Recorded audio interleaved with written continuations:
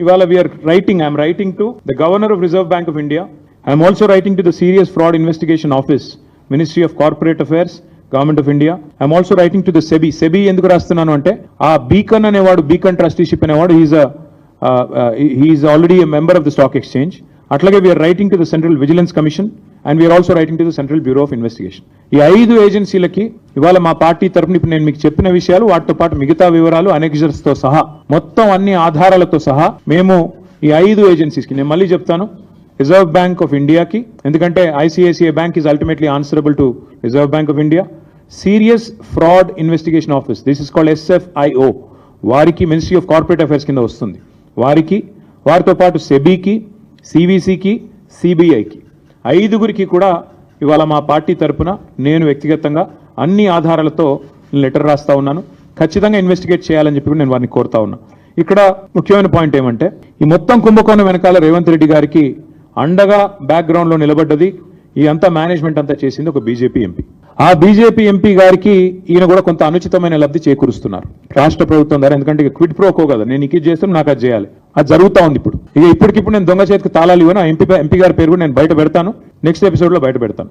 ఎందుకంటే దీని వెనకాల ఉన్నది మొత్తం దీని వెనకాల నడుపుతున్నది ఆ బ్రోకర్ను తెచ్చింది, ఆ బ్రోకర్ను రాష్ట్ర ప్రభుత్వానికి అటాచ్ చేసింది, ఆ బ్రోకర్ని అల్టిమేట్ గా ఈ రకంగా ఆర్బీఐ ఐసిఐసిఐ బ్యాంకు నిబంధనలు పాటించకుండా ఆగమేఘాల మీద 10,000 కోట్ల రూపాయలు అన్నిటిని వైలేట్ చేస్తూ తెచ్చింది కూడా ఎంపీ గారి సారథ్యంలోని ఆ బ్రోకర్. ఎందుకంటే అంత స్ట్రాంగ్ బ్యాకింగ్ ఉంటేనే యూనియన్ గవర్నమెంట్ది ఇంత వేగంగా డబ్బులు వస్తాయి. లేకపోతే 10 రూపాయలు పుట్టాలన్న సామాన్యుడికి దేశంలో 10 రూపాయలు బ్యాంక్ నుంచి రావాలంటే 10 క్వశ్చన్లు కాదు 100 క్వశ్చన్లు అడుగుతారు. ఒక లోను శాంక్షన్ కావాలంటే హోమ్ లోన్ మీ అందరికీ తెలుసు, అందరికి ఉండే ఉంటాయి ఇక్కడ లోన్లు. హోమ్ లోన్ శాంక్షన్ కావాలంటే ఎన్ని పేపర్లు దస్కత్ పెట్టాలి? అట్లాంటిది 10,000 కోట్లు నీది కాని భూమికి కూడా ఇచ్చిన వాడు నేరస్తుడా కాదా?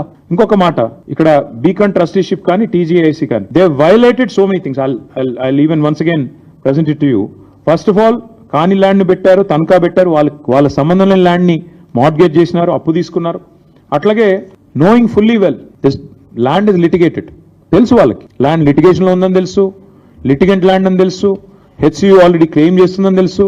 ఇన్ని తెలిసి కూడా కేవలం పైన అసలు ఒక్క ఐసిఐసిఐ ఎవడైతే 10,000 కోట్లు ఇచ్చాడు have they come for field inspection? అసలు భూమి ఉందా లేదా అని వచ్చారా?